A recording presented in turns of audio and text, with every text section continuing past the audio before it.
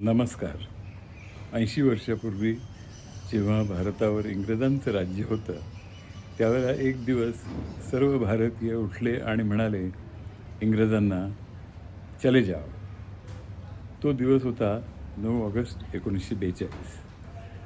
आज 80 वर्षानंतर आपल्याला पुन्हा एकदा जाणून घ्यायचं आहे की भारतीयांना कोणत्या गोष्टींना चले जाओ म्हणण्याची इच्छा होत आहे. तर जाणून घेऊया आजचा चले जाओ. तर असं असेल की सरकारलाच चले जाव म्हणायला पाहिजे. कारण काय आहे, सध्या ते कुठल्याच गोष्टीकडे लक्ष देत नाही. ते फक्त पक्ष फोडणं, हे करणं, बाकीच्या गोष्टीकडे लक्ष देतात. पण महागाईकडे, आज पेट्रोलचे रेट, धान्यांचे रेट सगळेच वाढलेले आहेत. परत कामगार काम करतात, त्यांना वेळेवर पगार होत नाही किंवा काही असे बऱ्याचशा गोष्टी आहेत. हे व्हायला पाहिजेत. मग सरकार पक्ष फोडण्याकडे तुम्ही म्हणलं लक्ष देते, ते का हो. देते? कारण त्यांच्या फायद्यासाठी ते करतात ना सर. त्यांच्या फायद्यासाठी ते हे करतात.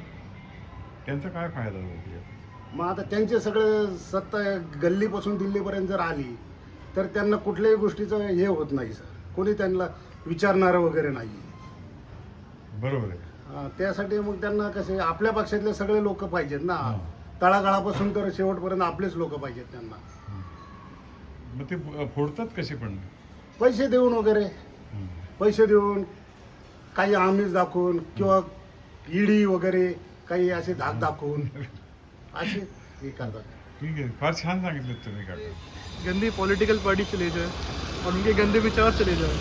फॉर एग्जांपल, जैसे कि अभी देश में चल रहा है एजुकेशन मिनिस्टर को हटाना है, इसका रेजिग्नेशन मांगा, तो मेरे तरफ से बहुत अच्छा रेजिग्नेशन हुआ है.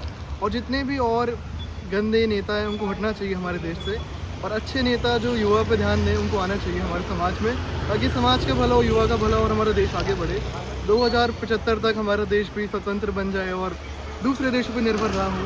यही कहना चाहता हूँ. Thank you very much.